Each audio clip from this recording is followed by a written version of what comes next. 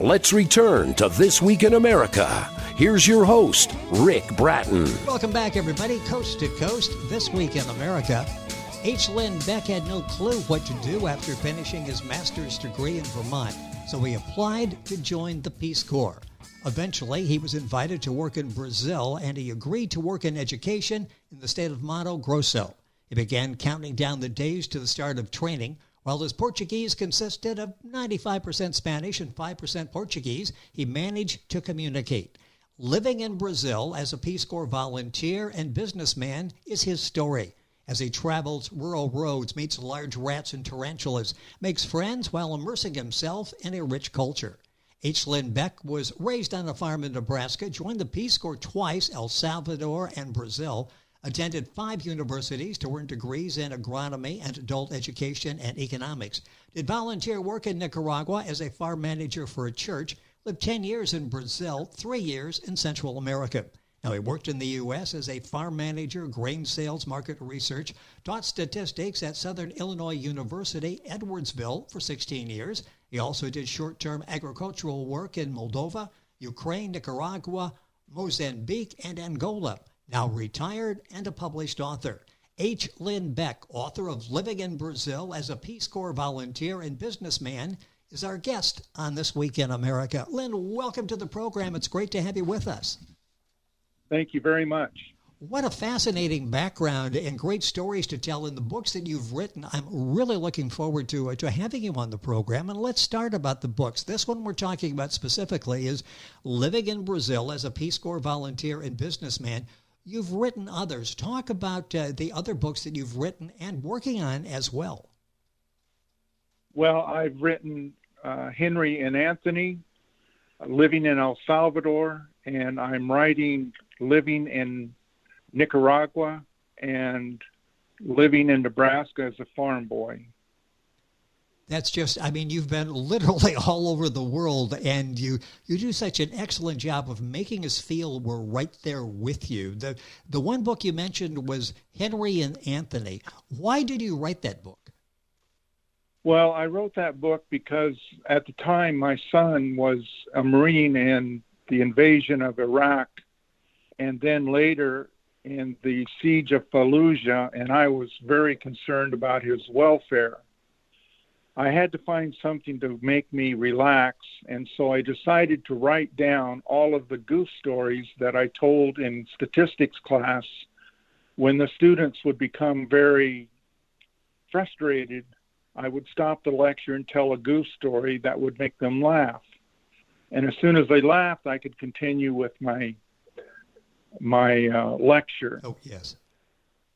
And so what I decided to do was to write those down, and then I decided to weave the stories together, and what came out was the book Henry and Anthony.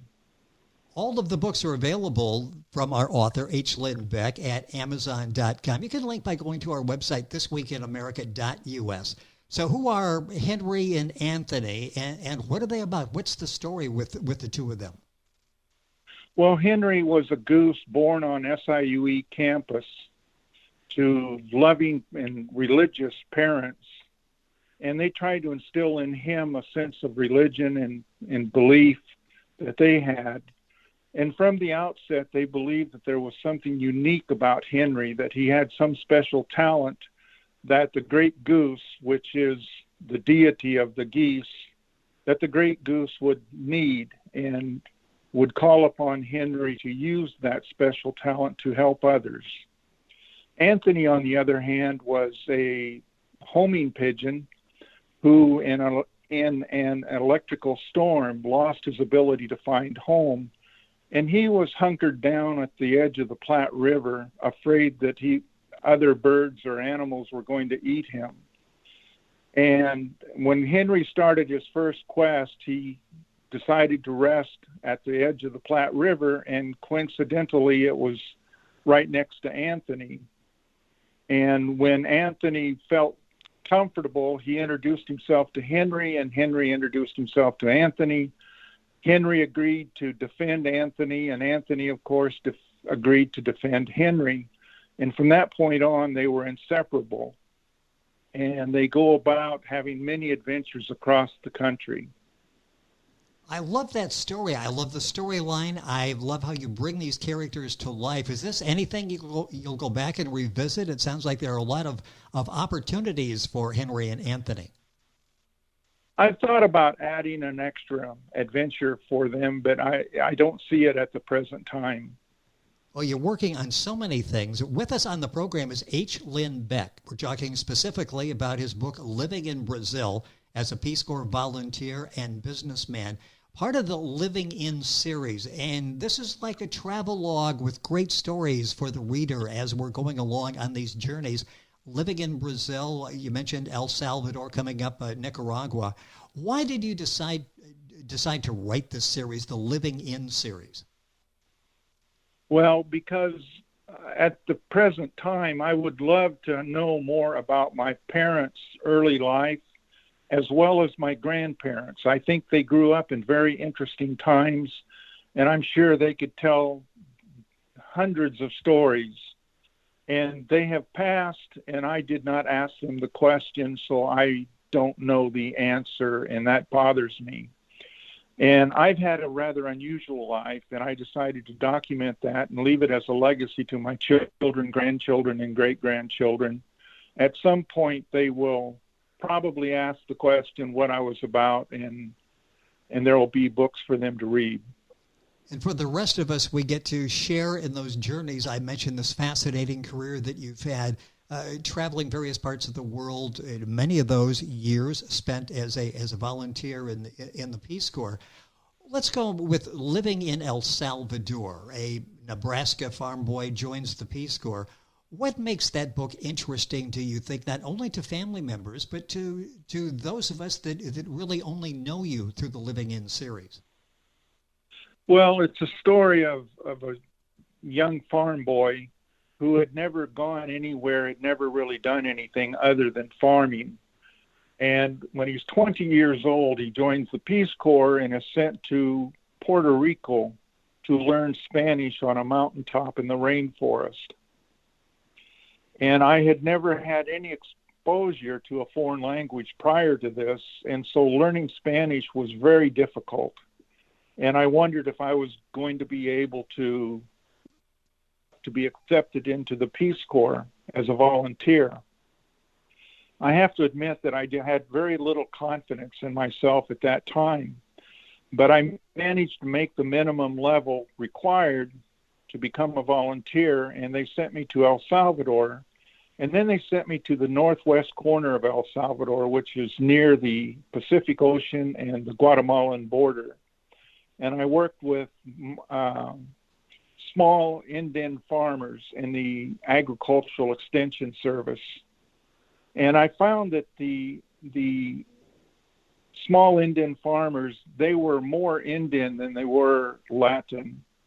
And they were members of two cultures, their Mayan culture and the Latin culture. And it was really interesting to see the distinction between these two. And they had to live with both of them. And after a couple of years living there, I learned Spanish fluent, which was my goal. And I became very accustomed to living in El Salvador to where I did not even want to return to the States, but I had to because I had to finish my degree.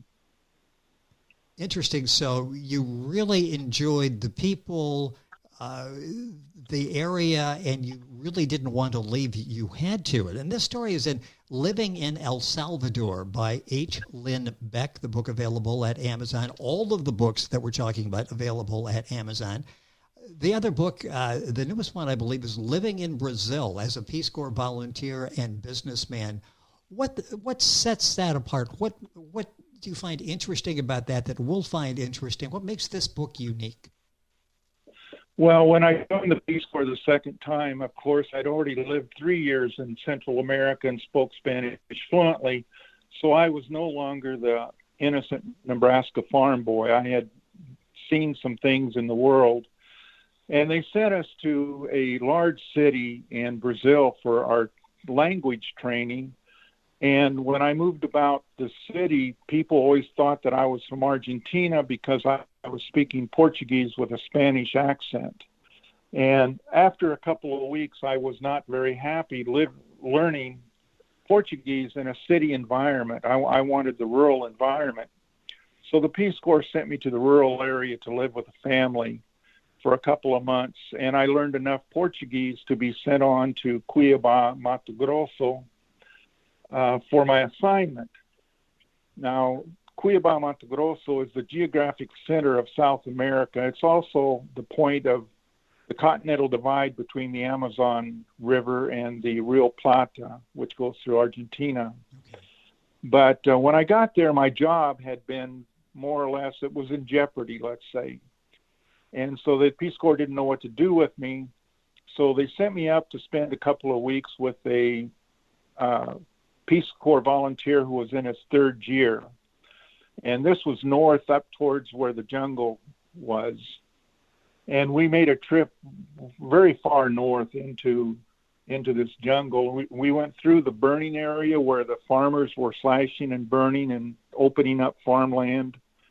And there were so many sparks that we were afraid it would ignite the gas tanks that we had with us, because we were traveling a lot of miles and there were no gas stations there.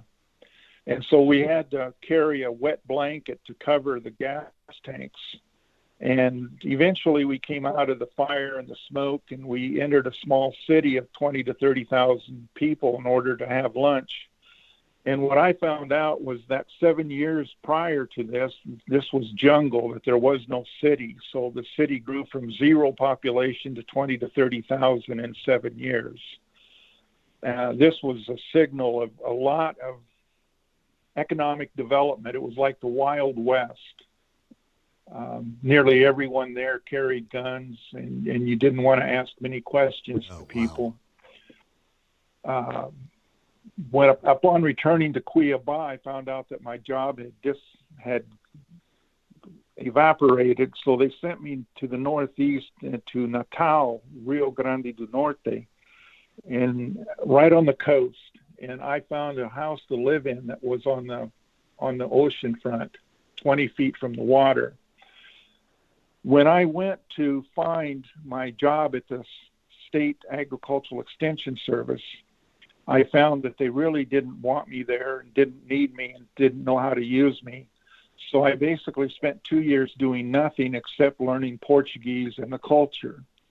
I ended up speaking Portuguese fluently and learned a great deal about the culture, and that is one of the main goals of the Peace Corps. At the end of my service, I married a Brazilian woman, and we eventually had 3 children together. But I lived an additional 8 years in Brazil. 3 of those I worked with the state agricultural government. And then 3 years I owned my own business, a computer store plus software. And I did agricultural consulting. And the title of the book is Living in Brazil as a Peace Corps Volunteer and Businessman. So you had exposure to both Peace Corps and running your own business, being a businessman in Brazil. Correct. It's just a fascinating book. And I want to ask you very briefly, we hear about the Peace Corps and what it means for us to have our people there and sharing the knowledge. Touch on that briefly, and then I want to find out what it meant to you, what you took away from your 2-time terms, I guess I would call them, in the Peace Corps in El Salvador and Brazil. In fact, I'll start with that. What did those visits over there, with those tours, what did they mean to you? Obviously, they shaped you as a human being. They completely changed my life. I would never be able to go back to the way I was. I don't know how to express it, but it was a complete transformation. And I opened up and realized that people in any country are just people like wherever we live in the United States. Yes. They're no more, no less. They have their children. They love their children. They want peace. They do not want war. They want to continue living where they are if they possibly can, with their families, where they've had their traditions. They don't want to leave unless they have to. It was just completely transforming. And I learned to live with minimal resources. I don't want a big car. I don't want a big house, a big apartment. And whenever I've had money in my hands for a little bit, I would always find a way to give it away to someone who had some need of it, because accumulating money is not my goal in life.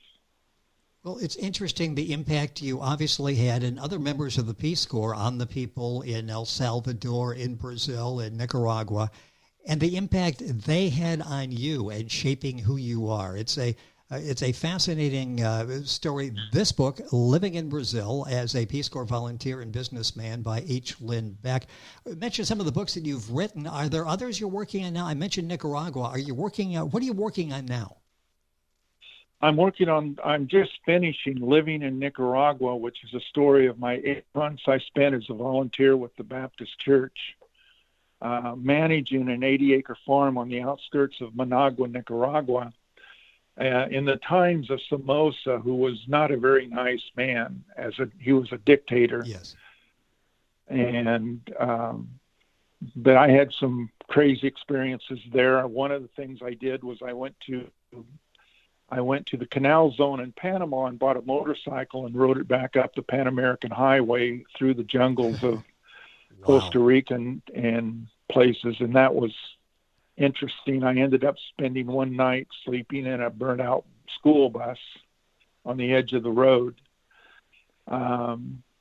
But and this book also contains the stories of all of my short-term volunteer experiences, the ones that I lived in a country for 2 to 3 weeks, and those are also included in Living in Nicaragua. The other book is Living in Nebraska, growing up as a farm boy, and that is still only started and will take some time, probably 6 months at least, to finish. And that's where it all started. Obviously, that was that foundation, that growing up on a farm in Nebraska that really shaped you in what you pursued in your career, in your life, didn't it? And yes, it did. My father was a very giving man. Whenever he could, he always helped people and never asked questions. And he was a bit of an adventurer in his youth. Back in the Depression, he bought an Indian motorcycle and traveled 27 states during the wintertime when there was nothing to do on the farm. And so he had a bit of adventure in him, and I think that all was instilled in me. Well, he'd be very proud of what you've done in the book series that you've written. Nicaragua, how soon before we can talk about that before the book will be available? Is that close to publication? Probably within 2 months. Oh, so you are close. That's it would be interesting to read that, just part of the Living In series by our guest on the program, H. Lynn Beck. The one book we focused on was Living in Brazil as a Peace Corps volunteer and businessman. The other one's Living in El Salvador, soon living in Nicaragua, and living in Nebraska farm, the very foundation of Lynn's life. Lynn, it's been a pleasure having you on the program. Congratulations on the success with the Living In series. It really opens us up to other cultures, other people, other parts of the world, and you do it in such a very descriptive way. Thank you for being with us on the program today. Well, thank you very much for having me. It's been a pleasure. It has been a pleasure as well. H. Lynn Beck is our guest. The book is Living in Brazil as a Peace Corps volunteer and businessman. Other books, as we mentioned. You'll find all those when you look up H. Lynn Beck at Amazon. You go to our website and get there as well information on all of the books. You're listening to This Week in America, and we're back on today's program after these messages. You're listening to This Week in America with Rick Bratton. More after this.